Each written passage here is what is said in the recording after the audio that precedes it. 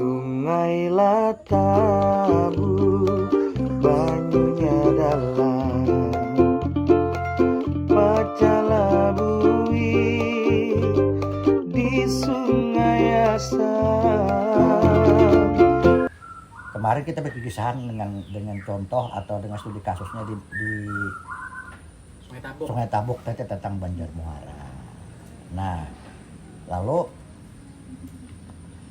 orang kan pembagian itu lalu cara identifikasinya apa gitu. Yang bisa membedakan yang pertama kan karena tadi kemarin kan kita tuh karena tinggal di daerah aliran sungai. daerah Muara Sungai. Itu kan identifikasi secara geografis. Tapi kemudian cara budaya Bang ada kayak itu. Ada perbedaan karakter kayak itu. Artinya karakter unik. Bukan kita mengangkat perbedaan, adalah keunikan gitu. Adakah keunikan orang Banjar Muara itu gitu. Ketika misalnya ada orang Banjar Pahuluan, ada orang Banjar Batangbanyu kayak itu. Ada keunikan kayak gitu.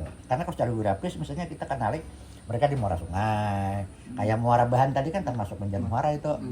Orang Banjar Muara setelah mereka menyebut diri sebagai orang Bakumpai. Orang Bakumpai walaupun sebelumnya sesungguhnya itu dari penelitian Bahari itu masuk Ngaju Barai ngarannya. Memang di daerah Muara Bahan deh. Orang Ngaju, karena kan Bahari sungai sepanjang sungai di Muara Sungai Bar itu ini umumnya Ngaju. Termasuk di Muara Sungai Kapuas juga, di Kapuas tuh. Ngaju juga, jadi itu Ngaju. Jadi yang Barito yang kalau kita dari kota, katakanlah dari posisi kita di Yang Mawar ini, anggaplah ya ke sebelah barat lah. Ke sebelah barat, jadi dari Sungai Barito itu merupakan komunitasnya orang Ngaju. Makanya disebut Utdanum. Orang Banyu, orang sungai, Utdanum. Nah, lalu kutukannya orang. Nah, lalu mereka nih yang di Marabahan tadi setelah mereka Islam gitu kan. Lalu mereka menjadi sebagai Bakumpai. Makanya bahasanya kan ada bahasa Ngaju Bakumpai kan. Nah, baik. Ada cara keunikan budaya kayak itu yang dimiliki orang Banjar Muara. Ada keunikan sehingga kita bisa membedakan. Artinya membedakan dari keunikan ini. Oh ini Banjar Muara, ini Banjar Batangbanyu, ini Banjar Pahuluan. Ada keunikan ini. Adalah kira-kira pernah mendengar. Pas kita menyambat perbedaan pun ini sebenarnya perbedaannya lebih ke horizontal aja ya kalau supaya kita kalau melihat ini si A, ini si B. Jadi mengenali. Ini bukan karena ini lebih baik misalnya atau yang di selainnya lebih bagus atau lebih kurang, ada kayak itu sebenarnya. Ini hanya keunikan yang ada di tiap kelompok kayak itu. Tujuannya identifikasi aja ya. Jadi ngarannya pengelompokan Banjar. Jadi ada kelompok Banjar Muara, ada kelompok Banjar Batangbanyu, ada kelompok Banjar Pahuluan. Nah, jadi secara mentalitas keunikannya adalah karenanya di Muara ini kan tempat lalu lintas mobilisasi dari lalu lalang orang maupun barang. Nah, kemudian tempatnya terbuka. Terbuka dalam artian tidak ada isolasi mental, terbuka. Orang-orang di Muara mahir didatangi orang lah ya. Mahir kelaluan orang kayak itu terbuka. Pinggiran sungai Muara. Karena itu secara mentalitas ya, keunikan yang mereka miliki kelompok orang Banjar Muara ini adalah sikap terbukanya terhadap suatu interaksi. Nah, interaksi yang intensif biasanya juga di Muara Sungai ini ada pasar, ada perkampungan, ya pusat-pusat ekonomi lah kayak itu, pusat pemukiman, pusat ekonomi. Karena itu menjadi sering didatangi orang, sering bercampur orang banyak, terjadi interaksi. Nah, karena itu membentuk sebuah identitas, keunikan, ya ini mereka nggak terbuka. Ujar bahasa Sungai Tabuk itu welcome. Oh, iya. Welcome. Welcome Mantap. lawan orang luar itu kan welcome. Tuh bahasa Sungai Semalam Tabuk di Marga itu tadi ngundang. bahasa di Barabaya kayak itu juga welcome. Welcome. Welcome. Welcome. Nah, jadi terbuka mereka. Lalu berikutnya orang-orang di Muhara ini, kelompok Muhara tadi itu sangat akomodatif terhadap perubahan. Jadi mudah menyerap karena keseringan interaksi. Iya. Ya, jadi kita katakanlah bahwa orang Banjar Muhara karena sering berinteraksi dengan orang banyak, ya, kemudian menjadi pusat-pusat pemukiman dan pusat-pusat ekonomi. Nah, bandar misalnya kan, lalu mereka ini akhirnya akomodatif terhadap suatu perubahan. Makanya perubahan-perubahan yang terjadi ya, pada orang Banjar itu yang cepat sekali adalah perubahan yang terjadi di kelompok Banjar Muara ini. Karena mahir udah. Ya, gampang mereka, gampang. Karena sudah isolasi katakanlah keisolasian secara pribadi mental, keisolasian mental itu udah hancur karena memang sudah sering berinteraksi dengan orang dari luar gitu, dari luar kelompoknya. Katakanlah misalnya aku itu kebiasaan itu cepat sekali berpengaruh terhadap kelompok Banjar Muara ini, sehingga terjadilah semacam akulturasi gitu ya, akulturasi di dalam budaya misalnya bahasa misalnya atau kebiasaan hidup ya, cepat sekali. Nah ini karakter dari, jadi mereka terbuka terhadap orang luar, kemudian mudah berkomunikasi. Kemudian berikutnya mereka ini akomodatif terhadap unsur-unsur dari luar, ini karakternya. Nah, Memaget ya sedikit. ya, Kalau Pak Edward itu sepembacaan ulun, Sidin lebih ketujuh memakai kata amalgamasi. ya dari sama aja. Ini Amalgamasi ada daripada kekhususan lah. akulturasi, Atau- kada sama aja. Oh. Jadi amalgamasi ini kan kayak ini, konsepnya sama aja sebetulnya. sama. Jadi tungku amalgamasi itu dalam bahasa tungku sajarangan. Nggih. Jadi itu Melting pot lah. mengidentifikasi orang Banjar keseluruhan. Hmm. Karena kan selama ini sedikitnya lah kita malimbah sedikit. Iya, iya. Jadi kan sering orang mengatakan bahwa orang Banjar itu asalnya kan dari Dayak katanya. Kan kayak gitu selama ini. Oke, sekarang mari kita diskusikan dulu. Sejak kapan kata Dayak muncul? Iya. Ya kalau ini bagi sejarah gitu. Jadi sejak kapan kata Dayak itu muncul? Sejak Eropa datang. Ya. Nah, ya kan ya, Pak. Oke, kalau sejak Eropa datang, Eropa mana yang datang kepada kita di Kalimantan, di Borneo ini? Nah, itu sudah bisa ketahui bersama kan? Sejak Tinggal kapan? baca aja tuh. Iya, tinggal baca. Nah, sejak kapan? Itu kan pertanyaannya kayak itu. Pertanyaannya kayak itu. Adakah sebelum Belanda datang itu penyebutan kata Dayak? Iya. Ada gitu.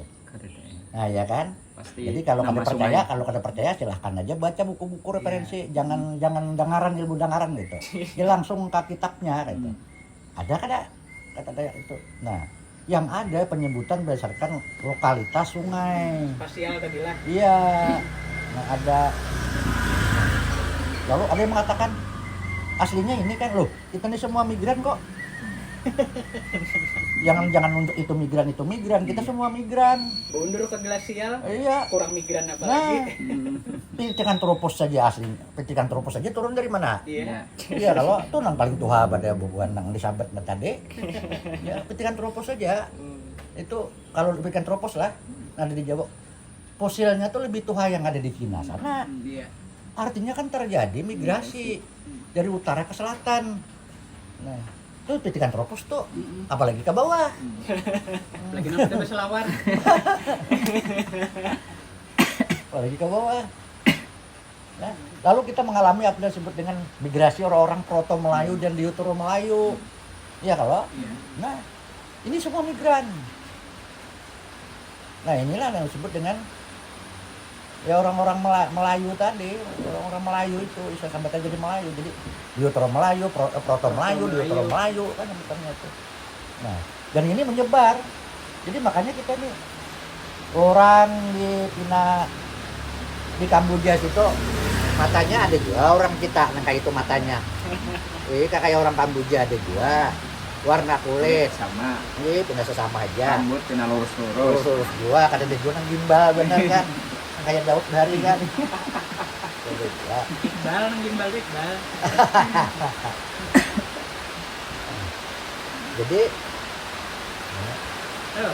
jadi betul tadi itu kalau kita berbicara soal migran-migranan, jadi kalau bisa dibeda-bedakan soal migran yang mana yang asli kan? Migran naik beratan, migran naik beratan, nah asli penduduk dunia pada Adam dan Hawa lagi. Nah, ya lah, kalau tapi lainnya migran yang sayap kepala lainnya lah. lain tuh migran, itu paramek. Nah, jadi udah jangan lagi dihadap-hadapkan soal ini aslinya no.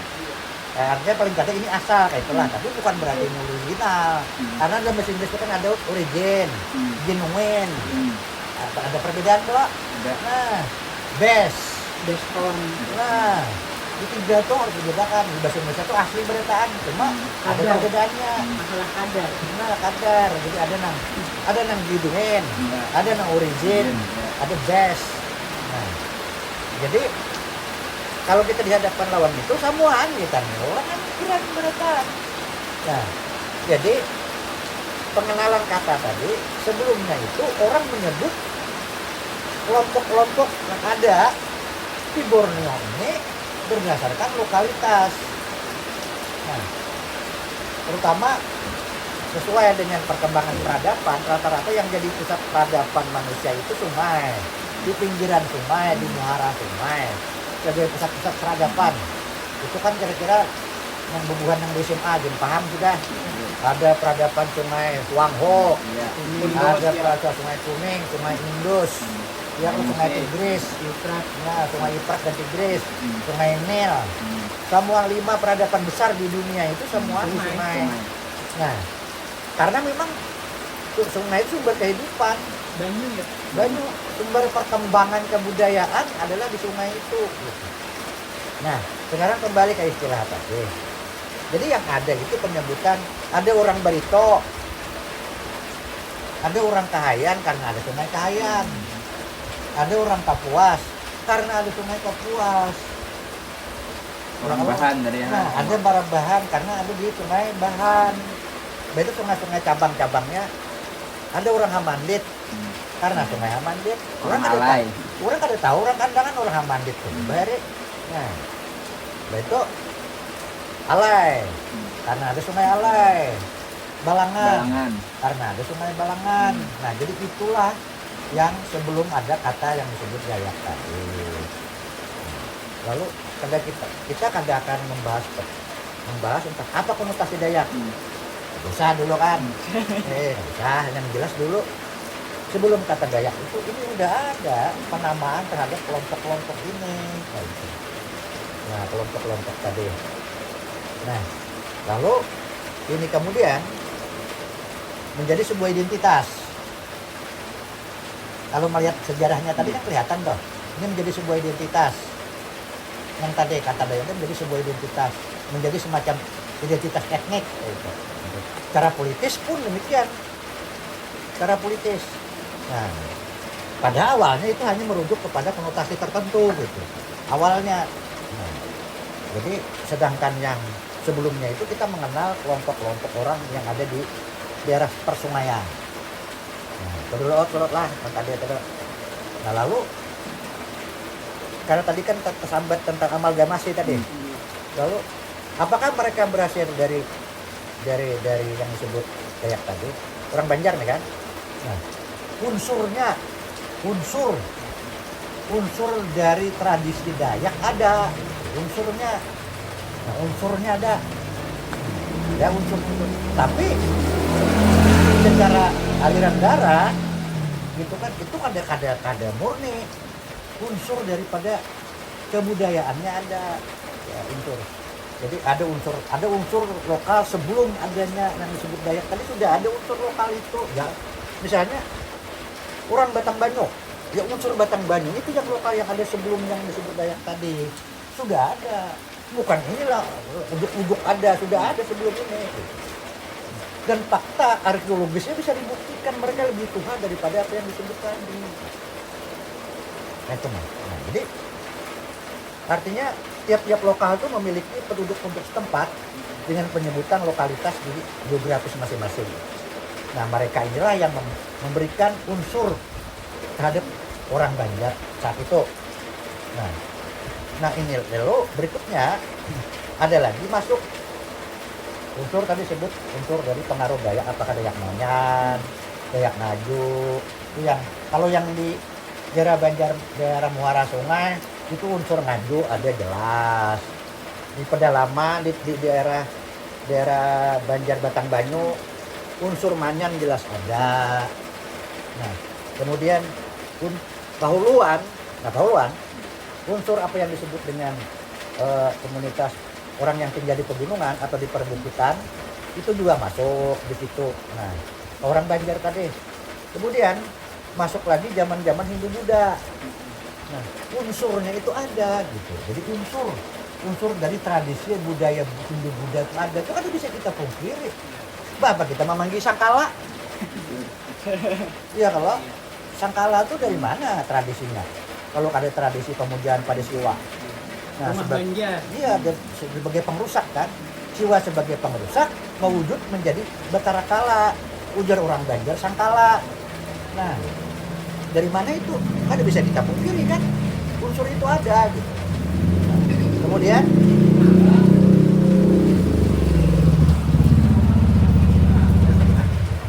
masuk lagi unsur Islam. Makanya setelah mengiau sangkala bersalamatan. Bismillahirrahmanirrahim. Itu juga selamat. Lalu kadang-kadang membaca salawat berjanji. Nah, kayak di menyampir awalnya